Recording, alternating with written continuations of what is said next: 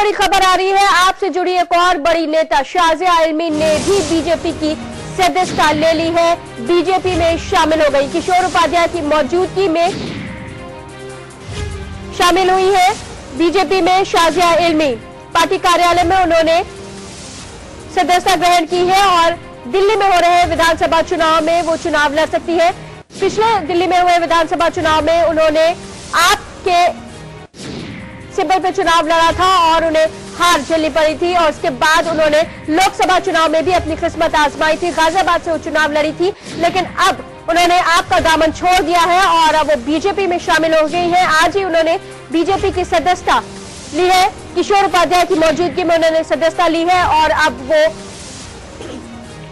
आप दिल्ली से चुनाव लड़ सकती है। दिल्ली में हो रहे विधानसभा चुनाव में बीजेपी से चुनाव लड़ सकती है। हालांकि अभी इसका ऐलान नहीं किया गया है, लेकिन ये कयास लगाए जा रहे हैं कि शाजिया इल्मी भी विधानसभा चुनाव लड़ सकती है। दिल्ली में 7 फरवरी को विधानसभा चुनाव है और ऐसे में शाजिया इल्मी का बीजेपी में शामिल होना, ये कयास लगाया जा रहा है कि वो भी इस चुनावी समर में कूदेंगी। बीजेपी की ओर से वो एक प्रत्याशी बनेंगी। अंकित तिवारी हमारे संवाददाता दिल्ली से फोन लाइन पे जुड़ चुके हैं। जी अंकित, शाजिया इल्मी लगातार, चाहे पिछला विधानसभा चुनाव हो उसमें भी उन्होंने आपसे चुनाव लड़ा था और हार झेलनी पड़ी थी। लोकसभा चुनाव में उन्होंने गाजियाबाद से चुनाव लड़ा था, उसमें भी उनको हार झेलनी पड़ी थी और इस बार अब बीजेपी के टिकट पर ऐसे कयास लगाए जा रहे हैं कि वो चुनाव लड़ेंगी। अंकित, आप तक आवाज पहुंच रही है? हमारे संवाददाता अंकित से हमारा संपर्क नहीं हो पाया। फिलहाल आपको बता दें कि शाजिया इल्मी बीजेपी में शामिल हो गई है। पार्टी कार्यालय में उन्होंने सदस्यता ली है।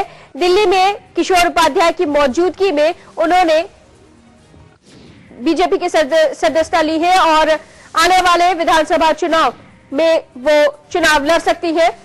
आपको बता दें कि दिल्ली में 7 फरवरी को विधानसभा चुनाव है।